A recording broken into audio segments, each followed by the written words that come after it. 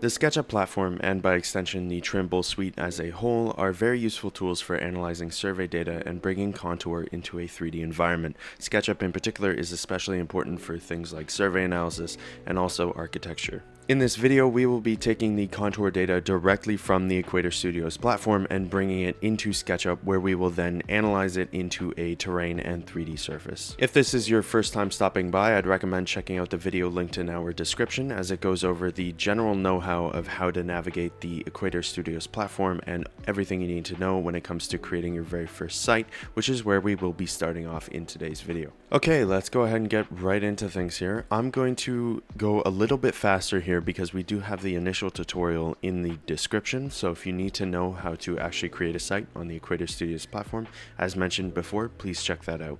But to get started here, I'm just going to create a site. I'm going to name this one test site. We're going to click continue at the bottom left here and keep the default boundaries. We're going to then select contours as our default data layer here.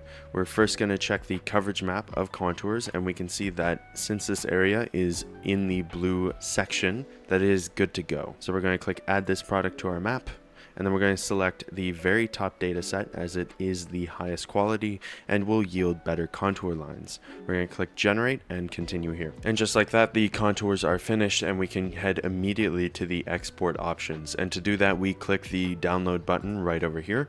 And for our file format, we're actually going to select DWG and then make the coordinate system Web Mercator, as this is the same coordinate system that we will be using within SketchUp. And then down here, we're just going to click process, and then here we go. There's the progress bar right up there. Once complete, this is going to end up in your downloads folder as a zip file. You just double click to extract it and then bring this back into your download folder like so. Now moving on to SketchUp, we're going to open the simple file in the meters format as we're using Web Mercator once again. This is going to bring up the actual application. Now that we're in here, there are a couple important things that we need to go through before actually bringing in our data. Firstly, we want to head up to the extension tab. You do that by clicking this button up in the top row. This is going to bring up the extension warehouse, and we're going to search for sandbox tools in the search bar here and then download this exact extension. To do that, you just hit the install button right over here. Then once that's done, it should give you a notification that it is activated, and then to actually turn it on in your scene, you right click the top menu bar at the very top of your screen here and then click on the sandbox option down here near the bottom. This is going to actually enable sandbox and allow you to modify the contours that you bring in. The next thing that we have to do is head over to the default tray down here and actually right click and select the outliner.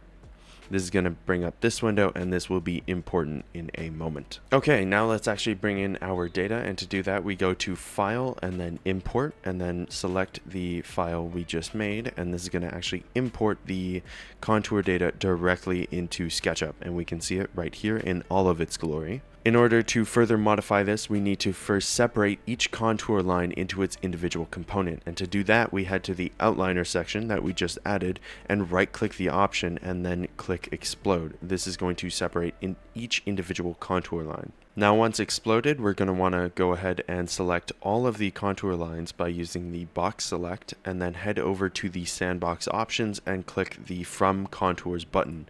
This is actually going to create the mesh from the contours that we imported. And here's our mesh, and to get a good view, just use the middle mouse click button and you can see each individual contour line and the gradual slopes of the actual terrain in its full detail. And to get a good view here, we can actually use the transform option at the top and move the actual mesh so that we can see the mesh in its entirety. And that's it. That's one of the fastest and most effective ways to actually analyze your contour data within a 3D software. We brought the data straight from Equator Studios and into SketchUp in order to create it into a 3D surface. If this tutorial was something that you enjoyed, please be sure to check out our tutorial in the description of this video, where we actually go over the process of creating a site on the Equator Studios platform and go in depth about how you can utilize LiDAR data in your next project. Additionally, please be sure to check out our other tutorials if you want to learn about LiDAR data in general. Take care.